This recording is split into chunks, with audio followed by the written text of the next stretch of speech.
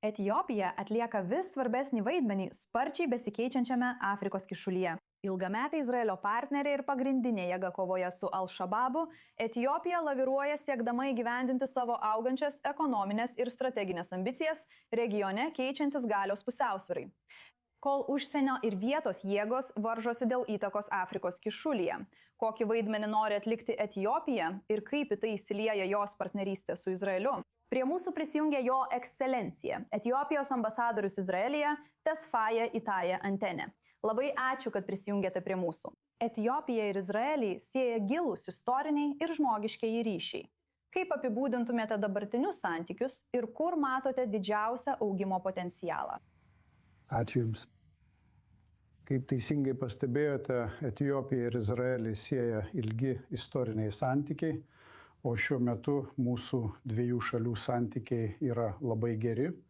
Praėjusiu metu sausį surengėme 4-asias bendras politinės konsultacijas ir įvertinome dvišalius mūsų šalių santykius. Abi delegacijos buvo patenkintos mūsų šalių įsitraukimo ir bendradarbiavimo lygiu ir numatė tolesnį šių dvišalių santykių stiprinimą. Ekonomikos, investicijų, prekybos, turizmo, technologijų perdavimo srityse. Taip pat ir dėl regiono geopolitikos. Etiopija yra Afrikos kišulyje ir tai yra vienas nestabiliausių regionų pasaulyje. Taip pat įvertinome ir mūsų bendradarbiavimą šioje srityje. Taigi apskritai mūsų dviejų šalių santykių lygis yra labai geras. Ir yra būdų dar labiau sustiprinti jį ekonomikos srityje, tarpusavio santykiuose tarp žmonių ir kitose srityse taip pat. Taigi geri santykiai vystosi. Noriu šiek tiek pakeisti pokalbio temą. Etiopija yra svarbi kovojant su Al-Shababu. Kiek rimta yra terorizmo grėsmė šiuo metu Afrikos kišulyje ir kaip su tuo tvarkosi Etiopija, bei kokią vietą čia užimtų Izraelis? Pastaruosius 20 ar panašiai metų Etiopija kovoja su teroristiniu elementu Somalija, siųsdama savo karius ir atliko labai svarbų vaidmenį, kovojant su šiuo teroristiniu elementu. Mūsų kariai vis dar yra Somalija ir kovoja su Al-Shababu. Al-Shababas vienu metu buvo susilpnėjęs, kitą kartą jis vėl kelia grėsmę Somaliui ir kaimyniniams regionams.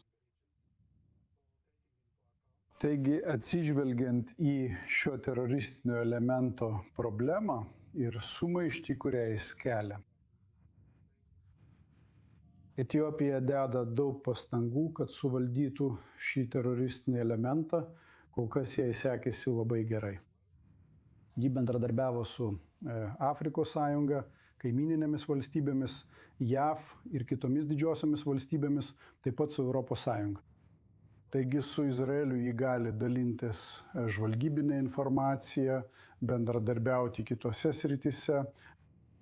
Žinote, kontroliuoti tą teroristinio elemento plėtra į kitas Afrikos kyšulio ir už jos ribų esančias sritis.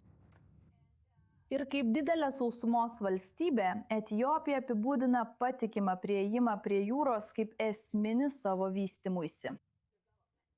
Kokio susitarimo Etiopija galų gale siekia? Ir kaip Izraelio Somalilando pripažinimas galėtų paveikti šį tikslą? Šiuo metu Etiopija neturi išėjimo prie jūros, tačiau ji yra viena iš, žinote, didžiausia pagal gyventojų skaičių šalis be išėjimo prie jūros pasaulyje. Etiopija siekia gauti prieigą prie jūros diplomatinėmis priemonėmis. Šiuo metu mes naudojame Džibučio uostą, daugiau nei 90–95% mūsų tarptautinės prekybos vyksta per jį. Etiopija taip pat nori diversifikuoti savo prieigą prie uostų per kaimyninės šalis. O kalbant apie Somalį ir Somalilandą, mes turime labai gerus santykius. Ir atsižvelgiant į Somalio sudėtingumą, Somalio ir Somalilando klausimą.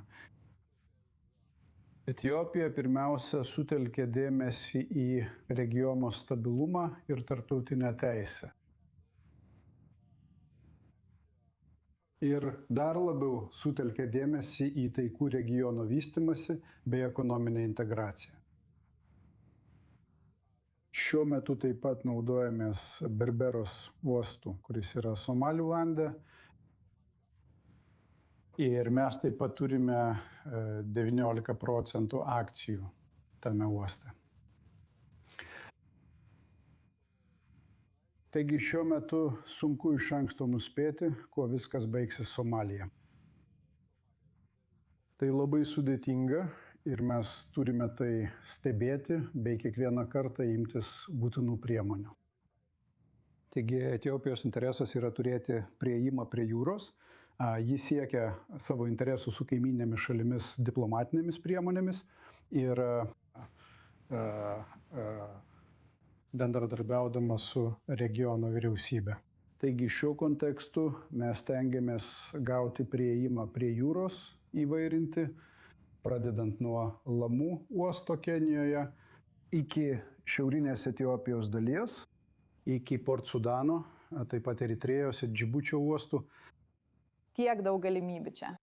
Pereinant prie platesnio vaizdo, politiškai geopolitiniu požiūriu matome Izraelį, Egiptą, Juotėską, Saudo Arabiją, Turkiją. Visos jos plečiasi, bando išplėsti savo vaidmenį Afrikos kišulyje, kaip Etiopija laviruoja tarp šių konkuruojančių santykių ir tuo pačiu vengia įsitraukti į regioninius varžymus.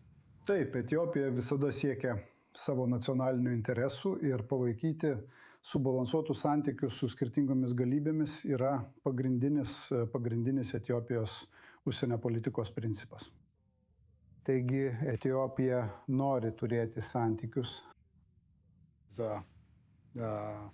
tiek daug šalių. Ji nenori būti prisijungusi prie kurios nors pusės, ypač kariniu požiūriu su jokia grupe. Tačiau tiek, kiek tai atitinka jos nacionalinius interesus, Etiopija yra pasirengusi bendradarbiauti su bet kuria šalimi, nepriklausomai nuo jos kilmės.